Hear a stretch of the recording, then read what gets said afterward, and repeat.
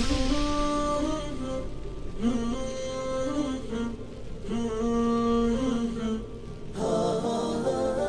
بسم الله والحمد لله والصلاة والسلام على رسول الله وعلى آله وصحبه ومن والاه. أما بعد, alhamdulillah, we start today inshallah azza wa jal with the author and the book itself. Whenever you get a book, there are certain things that you should always do. One of the worst mistakes you can do is buy a book and put it on your shelf straight away. Why? Because you never get such after that. One thing you should always do is at least open up the contents page of that book and read what the book is actually speaking about. And when you do that, even if you don't read the book straight away, at least you know this topic is in this book.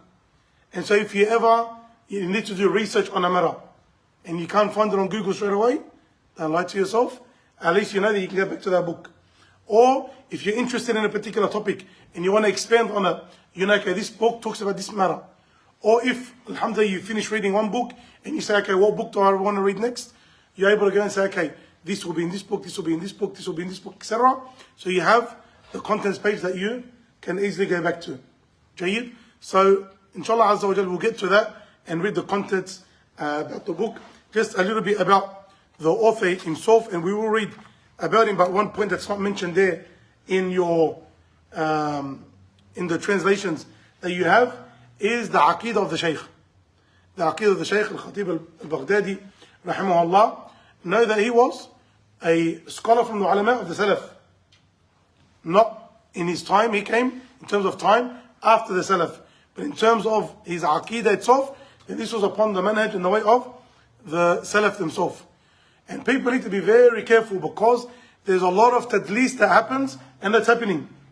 There's a lot of deception where people will come and they'll bring one matter and they'll say this person is not from the Aqidah of the Salaf because he used this term or because he spoke about this matter when he spoke about Aqidah.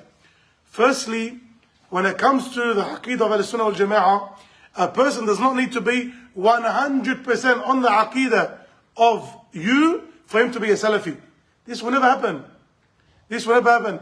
In between the Salaf themselves, there were certain matters in difference of opinion that they had between each other, but they're from the furu' matters and the extreme of the furu' matters. And not from the branch in the usul, the major foundational matters, they were all upon the same thing. Walillahi alhamd. As for example, did the Prophet ﷺ actually say Allah or not? This is a matter of difference of opinion. Jayyid. One problem that people have is if an imam was out of 1,000 masail, different in one mas'ala, people like to claim him. And this is incorrect. We look at how the person was overall. Second point, the Ash'ari especially, and the Maturidiyya, these are unfortunately people who don't have people from the Salaf as a backing. This is the reality. They don't have people from the Salaf as a backing. So when they find scholars from the Salaf, they use certain terms that are called kalamiyya. Remember when we spoke about the Aqidah of the Salaf, we spoke about ilm al-kalam. And how the Salaf were vehemently against ilm al-kalam. The unfortunate reality is ilm al-kalam became widespread. And so some of the ulama, when they spoke about Aqidah, they used words, mustalahat kalamiyya. They used terminologies which are from ilm al-kalam. If you look at the Aqidah itself, it's completely Salafi. Completely Salafi. But the terms that they started to use were kalimat kalamiyya. Like for example, jariha. Does Allah have a jariha or not? Jariha meaning, if you translate it, they'll use terms like alim. Does Allah have alim? So they'll say things like lillahi yadun wa laysat bi jariha. Allah Azza wa Jal has a hand and it is not a jariha. They say, see, this Imam, his Aqidah was the same as the Aqidah of the Ash'ari and the Maturidiyya. We say, la, impossible. We say, you're wrong in your understanding. Because the Imam himself says, yadun haqiqiyya. It is a real hand. وَلَيْسَتْ بِجَارِحًا. Laysat بِجَارِحًا is in the sense that Allah doesn't need it. Allah doesn't benefit from it. It's not separate to the essence of Allah, the that of Allah, etc. And these are philosophical arguments. But they use these types of terminologies that are sometimes used by ulama and they accept it, and this is incorrect. For you to think that an imam is upon your aqidah because of a terminology or way that he discusses, for you to think that it's on your aqidah is completely wrong. Not only it's wrong, it's khan al-aman al-ilmiyya. There's a word in English that they use for this, something to do with, it's not academically, it's academic dishonesty or something like that.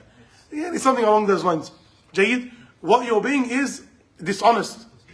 Jayyid, you're being disingenuous. All of these words that they want to use. Just like today, as an example, if a sheikh speaks about the rights of women in his khutbah, he mentioned things like the rights of women. Brothers, we need to give sisters their rights. And some of those in the community are oppressing their wives and oppressing their mothers and oppressing their daughters. And we need to be people who first and foremost focus on the rights of women, etc. Can a person come and say, oh, he's a feminist? Can't say he's a feminist. Why? Because this term rights has become widespread. It's become widespread today, the term of women's rights. What we need is to understand, what did the person mean when he said women's rights? If he means the rights that Islam gave them, beautiful. If he means that the rights that the feminists want to give women, then okay, now he's a feminist. So when you use a term, we don't judge based on the term if it's not in Sharia. We wait and we say, what did the person intend by that term? And then we make a judgment. So when they say the word jariha, do we say, oh, mashallah, tabarakallah, this imam was upon the way of the Ash'ari Maturidiyya? Or do we say, look at his works?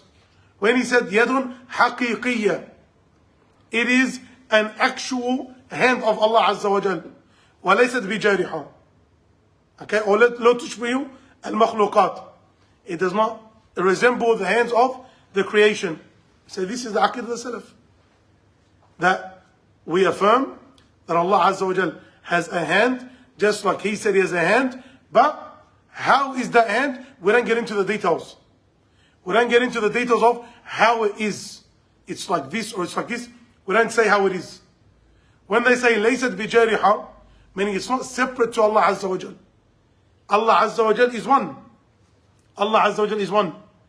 And that which He has in terms of His traits, or in terms of His descriptions, or in terms of His characteristics, etc., this is also one with Allah. We don't say, for example, it was created, or Allah needs it, or anything like this. But this is where their minds go.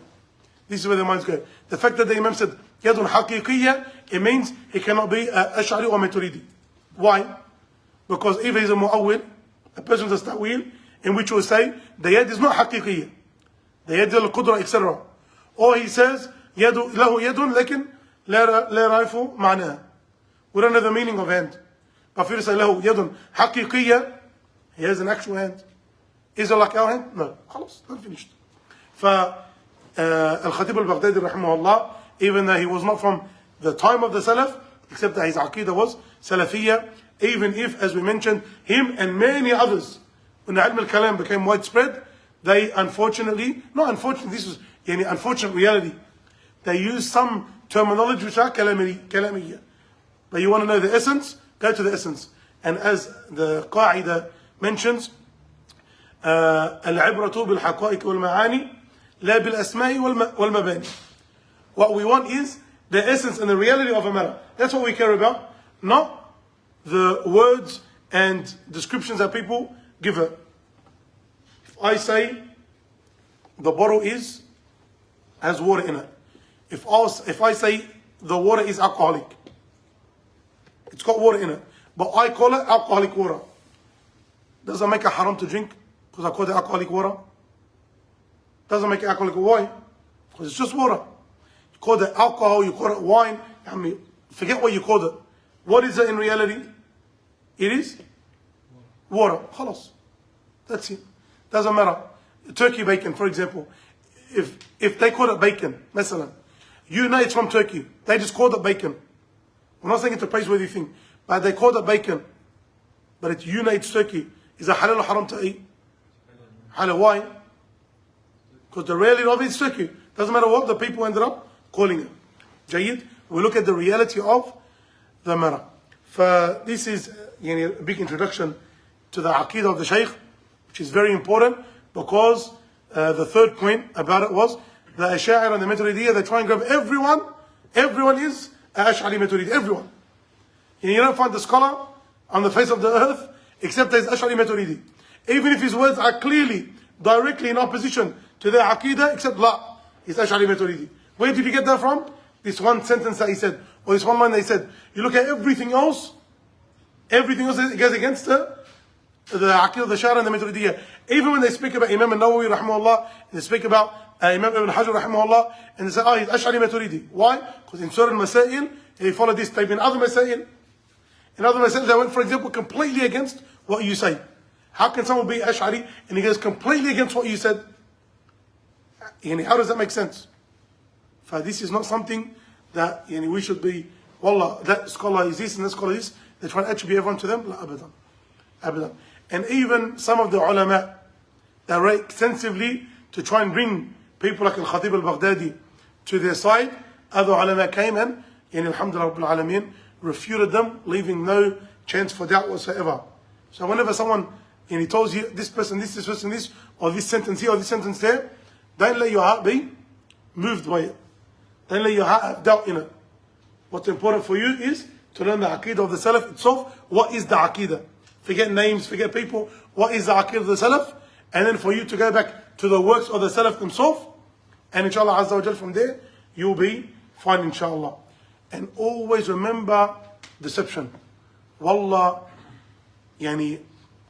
either these people are completely ignorant, some of them, even they're completely ignorant of what they are saying, they don't know.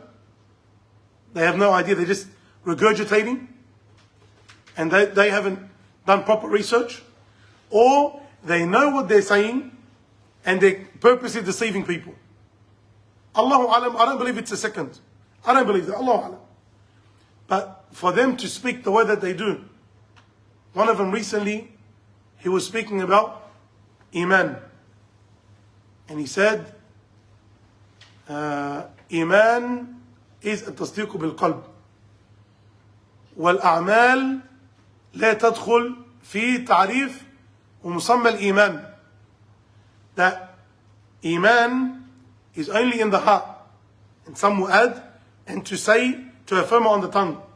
But actions do not enter into the definition of Iman. Any actions are not a condition for a person's Iman to be correct. And he said, the ones that put actions as part of the definition of Iman, these are the Khawarij. This is the Aqidah of who? For those that have studied Iman. This is the Aqidah of the Murji'ah. This is the Aqidah of the Murji'ah. For someone to say such a blatant statement, wallah, I was shocked. And I was shocked. Why? Because this mas'ala has no doubt in it. Open up Al-Bukhari, Kitab Al-Iman. You're going to read the first thing in Sahih Al-Bukhari, Kitab Al-Iman, or Qawlun wa Fi'al. The first thing mentioned in it, the chapter of Iman. He says, Al-Bukhari rahimahullah, it is Qawlun wa Fi'alun. It is statements, part of your words, it's part of your Iman. Your words are part of your Iman. You have to say, La ilaha illallah, Muhammadur Rasulullah, Islam, etc., etc. And actions. And actions. Actions are part of Iman. Yazidu wa yanqus. They go up and they go down. The first part is a differentiation between Al-Sunnah wal-Jama'ah and the Murji'ah. Where the Murji'ah say actions are not part of Iman. Al-Sunnah wal-Jama'ah, actions are part of Iman. The second part, Yazidu wa yanqus, is also a part of the refutations against who? The Khawarij and the Mu'tazila and the like. Because to them, Iman doesn't go up or down. Whereas the Aqidah of Al-Sunnah wal-Jama'ah is that it is part of belief in the heart, action on the tongue, statements on the limbs. It goes up and it goes down. That's your Iman. Not only that, Al-Bukhari rahimahullah himself, he says he has studied with over 1,000 scholars in the different lands of Islam, Egypt, Hijaz, Iraq, etc. All of them say Iman is statements of the tongue and actions on the limbs. It goes up and it comes down. Al-Bukhari rahimahullah is talking about his ulama that he took from all parts of the Muslim world. And then someone comes and he says, and he blatantly, actions are a part of Iman. Ya Rajul, you go completely against what the Salaf themselves spoke about. Wallah, the fada'ih that many of them have, wallah, it's unbelievable. It's unbelievable. But why do some people have an issue in accepting what the true aqidah and manhaj of the Salaf is? Either due to ignorance, they don't know. And we advise ourselves and everyone else, go and study the works of the Salaf. And look at what the works of the Salaf said. Don't give me one statement that the Salaf disagreed with. And we could get the words of the Mu'tazila, we can get the words of the Qadariyya, of the Jahmiyya, we can get the words of the Jahmiyya, the Jabariyya, you can get the words of the Shia, you can get words of anyone. If you want to get one statement, forget that one statement that entered into some of the ulama's lives. And don't think that every alim that you hear, again, there's no issues. Some of them might have an issue with Al-Qadr. Some may have had an issue with Al-Bayt, etc. But we say the Aqidah of the Salaf is not that one mistake. Look at what the rest, what they all agreed upon, and this person was the outside inner. Same thing with the Musamma al-Iman, the definition of Iman.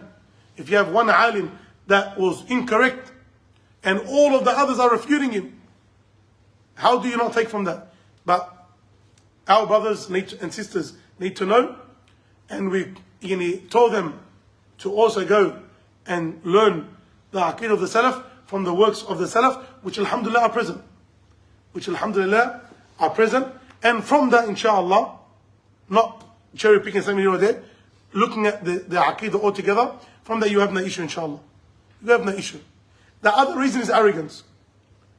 A person wants to stay upon the Aqeedah because that's what he was raised upon, or that's what his family are upon, or that's what his friends are upon, or because he's going to be a bit embarrassed that he used to defend the Aqeedah and now he switched. We told the people, any harm, any hardship that is in this dunya is going to be much lighter than the harm and hardship that comes on the day of judgment. Jayyid? Any harm that comes in this dunya is going to be much easier than any harm, ayadhan billah, that comes on the day of judgment for any reason you chose not to follow the truth. Wallahu musta'an. Al-Khateeb Al-Baghdaadee rahimahullah was a great scholar from the scholars of Iraq. We'll read, as we mentioned, his introduction was very quickly from the great scholars of Islam. He came just after the time of the Salaf, and his books are very beneficial. And alhamdulillah, translations now are happening more and more, so you'll be able to benefit a lot more from his books. But for those that can read the Arabic language, especially if they're students of knowledge, that want to reach the Shaykh level, mashallah, his books, tabarakallah, are amazing. His books are amazing.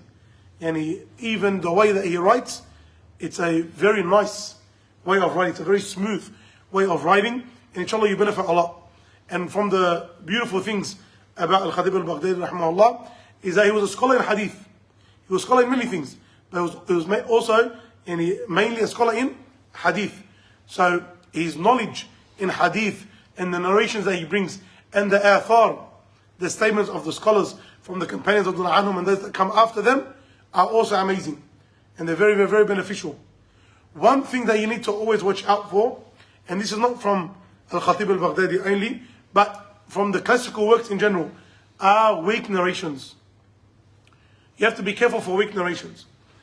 People, unfortunately mistaken, when a alim puts a hadith in his book, that automatically means that it's authentic. It's incorrect.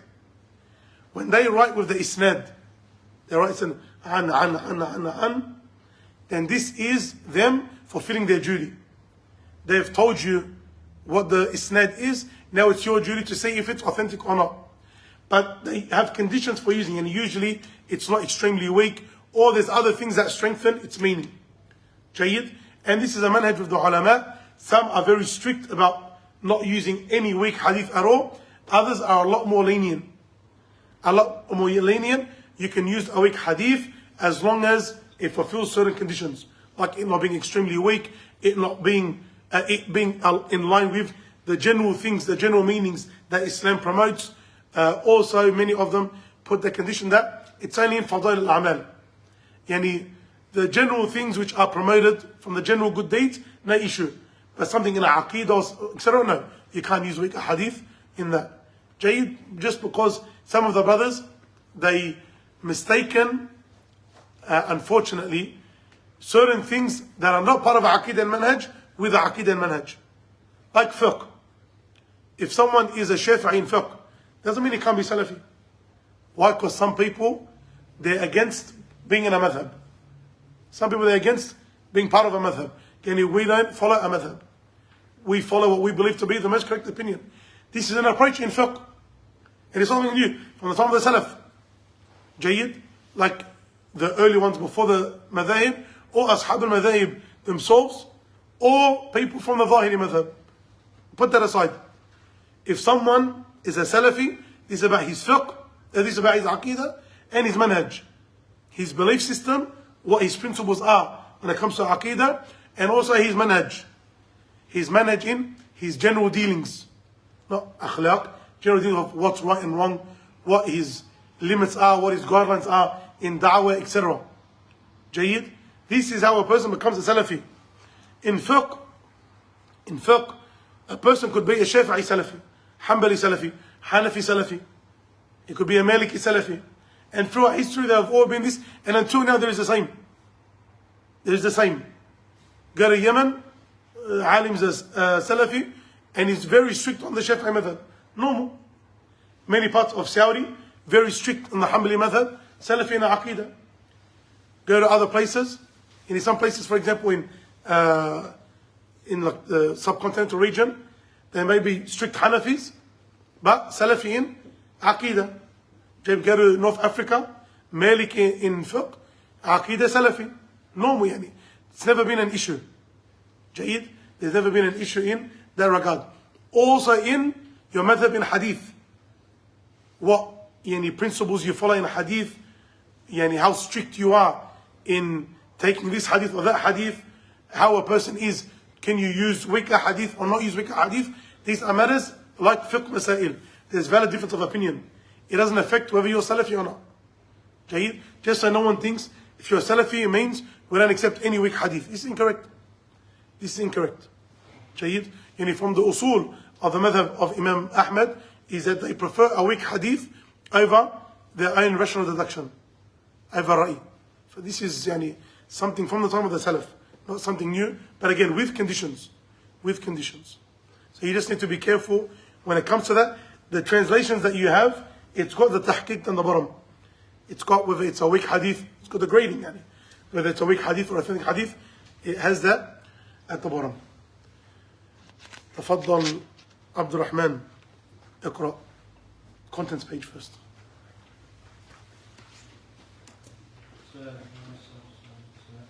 Table of contents. Number 1, a brief biography of the author. Number 2, a point of benefit. Number 3, introduction to the treatise.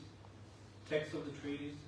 Number 5, the censure of those who do not act upon knowledge, but rather lean towards its opposite, and to the contrary of what knowledge mandates. Number 6, the disapproval of seeking knowledge in order to compete and debate with others, to fulfill personal goals, and to receive compensation from it.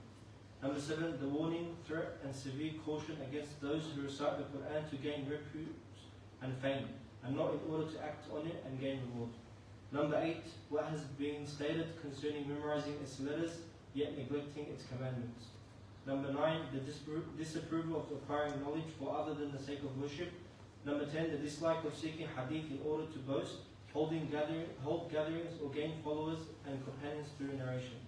Number 11, those who dislike learning grammar, nahu, due to what breeds from arrogance and pride. Due to what that breeds from arrogance and pride. Number 12, abiding by the guarantee of what will occur in the hereafter.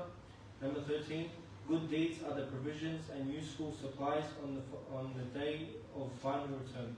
Number 14, taking advantage of youth, health and free time, and hastening to do good deeds before the occurrence of that which will cause these things to cease. Number 15, the disapproval of procrastinating. Number 16, glossary of terms used. These are things that inshallah Azza wa Jal over the weeks we'll go through and we'll speak about in detail, and all of them are important. Jayyid, all of them are important. What we should be having right now, the intention is that we come sincerely for the sake of Allah, with the intention to implement. We come with the intention that we're here to worship Allah Azza wa Jal, and we want to learn so that we can implement our knowledge. And in it not only is an admonition in the sense of the etiquette of seeking knowledge, but we'll also show how others go against these teachings, from the mistakes that we commonly see, and also how others go against this manhaj when it comes to seeking knowledge. When we get to explain detail, inshallah. Continue. A brief biography of the author. He was the Sheikh, the Imam Abu Bakr Ahmad bin Ali bin Thabit, better known as Al-Khateeb Al-Baghdaadee, the author of many books, the most famous of which was Tariq Baghdad. He was born in the year 392 Hijri. His father was the Khatib, lecturer of the village of Dal Zijan, from the noblemen of Iraq. He had high hopes for his son of his Al-Khatib. So he narrated hadith to him while he was still young, in the year 403 Hijri. Which makes him how old? 11. Jayyid, and a young boy learning hadith from a very young age.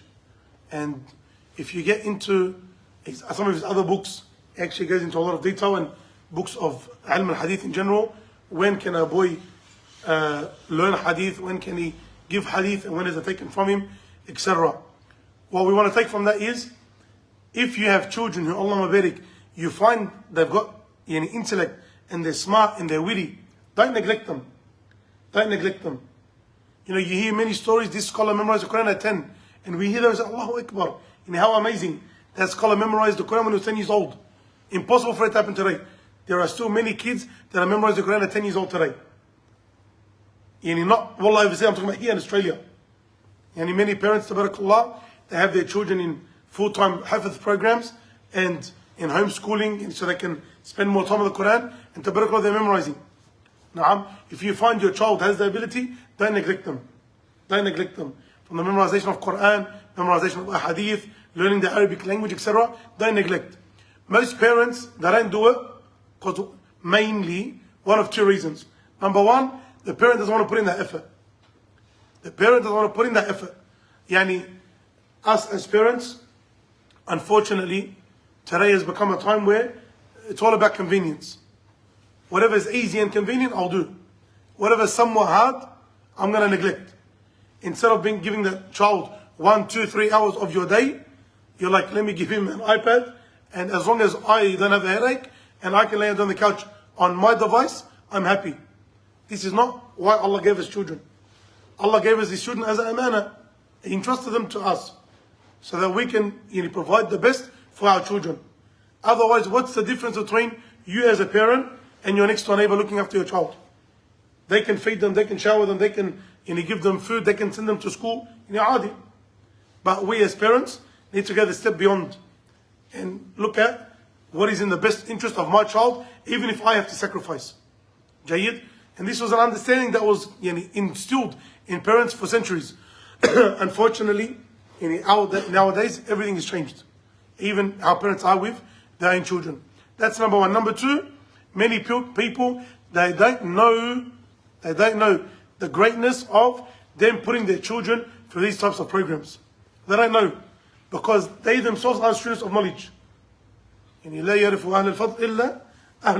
No one knows the people of virtue except its people. And if a person knows the greatness of the Quran, the greatness of the Sunnah of the Prophet ﷺ, the greatness of ilm, the greatness of being in da'wah, people would run for it. People would sacrifice for it. But the reality is that many people, they don't. They know dunya. They know dunya. So they say that it's smart. Inshallah, you become a doctor. Inshallah, you become an architect. Inshallah, you become an engineer. And shaykh, the word shaykh it is so far-fetched. It's so out of their mind. And it's not even looked at as a possibility. If they look at potential jobs for this child, shaykh is extremely far. This is incorrect. Wallah, we should all be doing what we can to be mashayikh. And if you know, okay, for whatever reason that's past me now, or it's going to be hard for me, or I don't have the character for it, whatever it is. I don't have the work ethic. Don't remove it completely from the lives of your children. And encourage your children. Motivate them. Bring them to gatherings. Let them hear great stories of ulama and mashaykh, etc. Let them be around them so that they can see the greatness of it. And inshallah Azza wa Jalla, one day they take that path. Wallah, it's extremely sad. The greatest thing in our religion, the greatest position a person can have is a scholar. From what we have available to us. There's no Khalifa, etc. The greatest thing a person can have in our society, our community, is a scholar.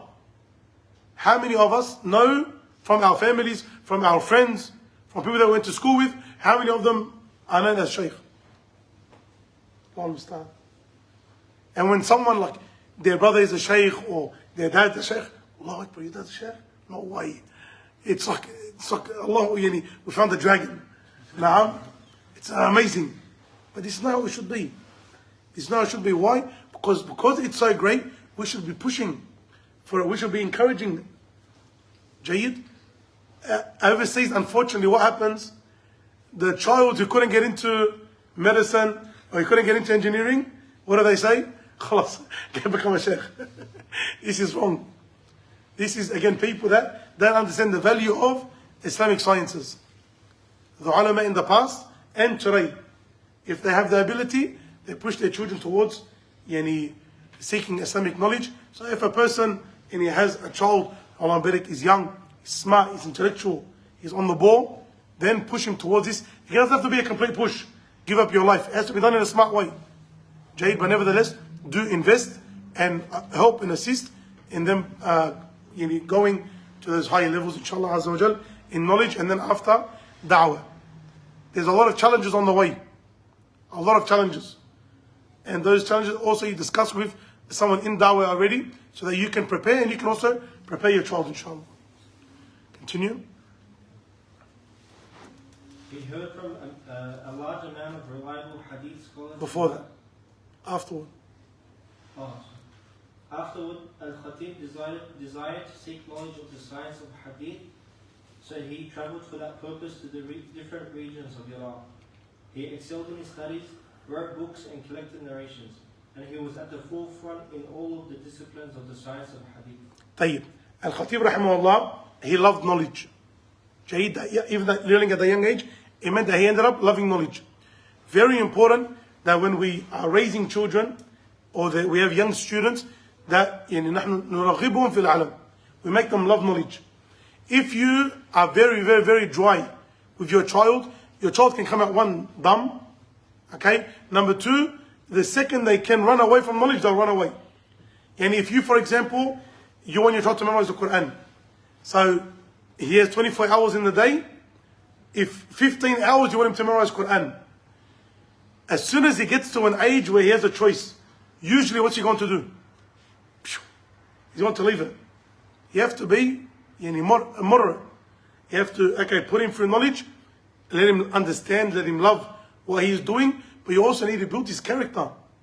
And sometimes they want the child to just be like a computer. Working knowledge. At the end, he hates knowledge. It's everything to do with knowledge. Teach him how to be a man. Give him experiences, travel. Allow him to meet people. Allow him to not be too different from his peers. And everyone else is doing sport. Like you can't do sport, you have to do Quran. It's not right, because you start to remove the character from the child. You want him to be a person of character, not just a person of memorization and like a robot. You don't want him to be that. So you need to be able to do it properly. That child loves knowledge. That child ends up wanting to seek more knowledge, because you set the platform. Now they choose what they want to excel in, they choose where they want to go, and you assist them in that path. So you want them to love knowledge, and this was one of the things that happened with Al-Khateeb rahimahullah. He says here he went to the different regions of Al-Iraq. Part of the etiquette of seeking knowledge is that you benefit from the people in your locality first. Where you are, the surrounding areas, you benefit from the scholars that are there first and foremost. We've mentioned many times, people, if they live in Regent's Park, if you tell them that there's a lesson in Liverpool, Sheikh, all the way in Liverpool? Come on, Sheikh. This is not the mentality of a student of knowledge. The mentality of a student of knowledge is, where's knowledge? Let me go there. Sometimes you meet a brother and you'll be like, Sheikh, wallah, best khutbah I've ever heard. Sheikh, where do you give lessons? For example, I give in Regent's Park, مثلا. I use myself as an example. Not the best khutbah part, just where do you give lessons? Say Regent's Park. Spewing, man. Sheikh, you never, for example, as an example, Sheikh, you never in Auburn? La ilaha illallah, I mean, 10-minute drive. Like the longest route with traffic, 10 minutes. Yeah, I know, Sheikh, but it's just, life and busy and hard and all the excuses. It's not a student of knowledge. Student of knowledge, he wants to benefit, he travels. He travels. If you live in Regent's Park, but there's a lesson, a series you're going to benefit from, Charles in DY, you go. In North Ryde, you go. Campbelltown, you go. Where there's knowledge that you're going to benefit, you go. This, busying yourself with knowledge, this is how you love knowledge. This is how you love knowledge. When you work for it, you get tired for it. That's how you love it. But when, wallah, you're relaxed, it's nice and easy, you don't appreciate it. Look at someone who worked hard for his money and someone who inherited it easily. One respects it, honors it, looks after it, is smart with it. The other one couldn't care less. You need to be very, very, very serious with yourself. If you want to be a true student of knowledge, then be willing to travel. If you get to a point where Australia is too small, and if you want to get to the sheikh level, it's correct. You won't be able to last long in Australia. Why? Because the mashaykh, unfortunately, they're not free to sit down and teach bigger books, unfortunately. And the standard of the common lessons that are taught in the masajid, it's not extremely high. And within a year, 2 years, you'll be like, you know what, I need more. This is when you say Bismillah. You go overseas to start learning. Jayyid, but never, going back to our point, you benefit from your people in your locality first, and then you go outside of that. Continue. He heard from a large amount of reliable hadith scholars in various lands, such as Baghdad, Basra, Naysapur, Asbahan, Dinawa, Hamdan, Kufa, the Haramain, 2 holy cities of Mecca and Medina, Damascus, Jerusalem, and other places. He arrived at Syria in 451 Hijri and lived there for 11 years. Many of the great scholars of hadith reported from him, such as his teacher Abu Bakr Ahmad bin Muhammad bin Ahmad al-Barqani, the Shaykh of Baghdad. Ibn Makula said, Abu Bakr al-Khateeb was one of the last prominent figures whom we witnessed having knowledge, memorization, precision, accuracy in reporting the hadith of Allah's Messenger, mastery concerning its defects and chains of narration, and knowledge of its authentic and weak, as well as its solitary, rejected and discarded. Then he said, there wasn't found amongst the people of Baghdad after Ad-Daraqutni, anyone like him. You mentioned Ad-Daraqutni or Ad-Darimi, for example, and the Sha'ar and the Maturidiyya, they have heart palpitations. Jayyid. But you look here, in the Mashayikh of Al-Khateeb Al-Baghdaadee and those that benefited from him, who are they mentioning him to be like? Ad-Daraqutni and like these people. Jayyid. Why would you, if these people were mujassima to them, why would they liken him to them? Allah musta'an. Continue. He wrote on the subject of fiqh and gained mastery in it. Then he preoccupied himself with hadith and he achieved supremacy in that. He was also eloquent in speech, loud voiced, possessed a good recitation and had beautiful penmanship. He gave away all of his money, which consisted of 200 dinars, in charity to the people of knowledge and the poor. He even wrote in his last will that he would give his clothes in charity. He also he would also donate his books to Muslims. This was such that nothing remained with him.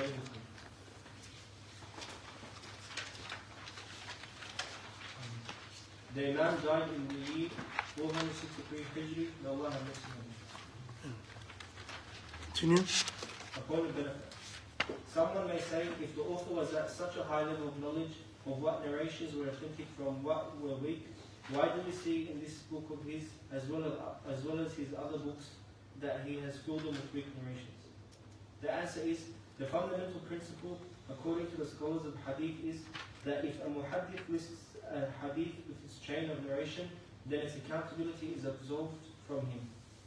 and there is no responsibility upon him in this narration of it, in his narration of it. This is only so long as he includes along with that the means through which the next scholar would be able to distinguish if the hadith is authentic or not, and that is the isnad, that is the chain of narration. Now, as we mentioned, if the ulama they put the isnad, this scholar said from this scholar said from this scholar, etc.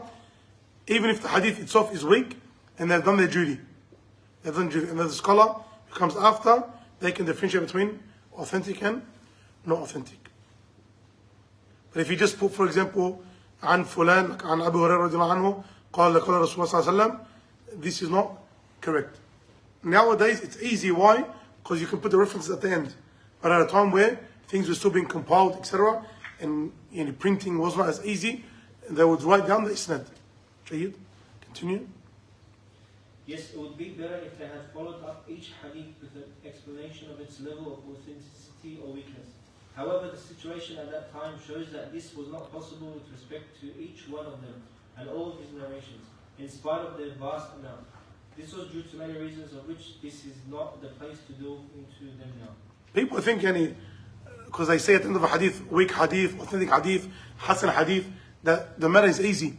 If every alim is going to explain why the hadith is weak or why it's strong, etc., then you're not going to finish any book. One hadith sometimes could take you pages to explain why it's authentic and why this narrator is authentic, and refuting the other scholar who says it's not authentic, and not to mix him up with that narrator, etc. It's not something, it's not an easy task. We have summarized.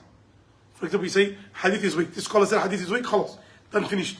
Like in fiqh, shaykh is a halal, yes. The process to get from is a halal to yes, the alim had to go through a whole process. But to simplify it to the questioner, because he's not a specialist in it, yes, it's halal. Jazakallahu khairan. Is the hadith authentic or not? Yes, it's authentic, or no, it's weak. Jazakallahu khairan. So the ulama have times and places for the different sciences of Islam. Continue. However, I will mention the most important one amongst them, and it is due to the fact that the authenticity or weakness of many ahadith is not readily visible unless all of their parts and chains of narration are gathered together. This is one of the things that will assist one in coming to realize the defects of a hadith, and which ahadith are authentic based on supporting narrations. If all of the scholars of hadith were to devote their attention to verifying and distinguishing the authentic narrations from the weak, they would not, and Allah knows best, be able to preserve for us this tremendous wealth of hadith and its chains of narration. This is why the main concern of a majority of them was geared to just narrating, except in those situations where Allah ruled. And the rest of them devoted themselves to criticizing and verifying the hadith, along with memorizing and narrating them, and how few are they now. For every nation there is a direction in which they face, so hasten towards all that is good. What's the relevance of that verse? The specialists in every Jayyid. Everyone has a direction, everyone has something that they can benefit from and specialize in, and they can focus on that, and all of it is good. Jayyid? And all of it is good. This matter of alim devoting himself to the critique of hadith, this is not easy at all. And even if you look at some of the most, if not the most neglected science on the face of the earth today, it's ilm al-hadith. It's ilm al-hadith. Because of how hard it is. And for a person to memorize thousands of names. And from those thousands of names, thousands of biographies when he was born. For example, this is just a name. I'm just throwing it out there. For example, Abu Ahmed al-Damashqi, for example. This scholar, Abu Ahmed al-Damashqi. Imagine how many Abu Ahmed al-Damashqi there is. So you need to know when he was born, when he died. For each one, when he was born, when he died, who his mashayikh were, who his students were, where he traveled to, and his level of authenticity. Why? So when one narrator says Abu Ahmed al-Damashqi, we don't know who it is. If we don't know which one it is, that's a problem. And that means there's jahala in the hadith. There's an unknown. That will be weak. But if you can prove it was this one, or if he said it was that one, but really it was the other one, how do you know that? Because he died before that one, or he never traveled to that country, etc. And you have to get into precise detail. So you can imagine it's not a simple task. It's a very, very, very painstaking task. That's why the scholars of hadith are special people. Special people, the scholars of hadith. And we believe in them because we look at a hadith now. I've got Al-Bukhari at home, I bought it for $70, for example. Or I've bought Al-Albani's Silsila Sahiha, for example. And at the end he puts authentic, no authentic, etc. This is not correct. If we knew what they went through, wallah, ajib. You guys heard of Musnad Imam Ahmad, obviously. The main hadith book of Imam Ahmad, rahimahullah. The tahqiq of it, done by Sheikh Shu'aib al-Naud. But the writing is bigger, etc. It's very good print. The Musnad, you get a small version, just the hadith, you get it like that. The Muhaqqaq version is authentic and why, etc. With some explanation. It's, I think, 50 volumes, if I'm not mistaken. It's like massive. Jayyid. When you get into the detail of it, it's a different story. Okay? When they go through everyone and critique, it's a lot more in depth than a lot of people think. Jayyid. Even if you look books of Al-Rijal, okay, the books of men, Jarh and Ta'dil, they're volumes long, like this. In the list, this scholar, again, who he was, what hadith narrated, etc., etc., etc. It's very painstaking. So, for a lot of people, this is a very neglected science, unfortunately. If you want to be like amazing, you could look at something like that. No, we just stick to this stuff. Continue. Because of the fact that many people today don't know the chains of narration and their narrators, nor are they aware of what is authentic among them from what is weak, we thought that we must provide a verification and commentary on this, as well as other books, covering the grades of the ahadith in it that have been raised to sayings of the Prophet, and some of the narrations that have been suspended, as sayings of a companion or tabi'i, while at times providing a discussion on some of the narrators. Anyone studied the science of hadith? Mustalah al-hadith? Terminology of hadith? Anyone studied that? Little test. Khalas. Continue. Even the ones that have studied, they don't want to put their hand up. Go. Continue. I ask Allah subhanahu wa ta'ala the Most High to benefit those who read this book and to grant us and them the ability to act upon what we have knowledge of. Verily, He is the one who grants us. Inshallah Azza wa Jal, we'll stop here and we'll continue next week with the introduction of the author, rahimahullah. Or you want to continue? How are your backs? My voice, alhamdulillah, it's gone. Alhamdulillah, it is what it is. La break, khalas, next week, inshallah. Allah yahdikum ya Rabb. سبحانك وبحمدك اشهد ان لا اله الا انت استغفرك واتوب اليك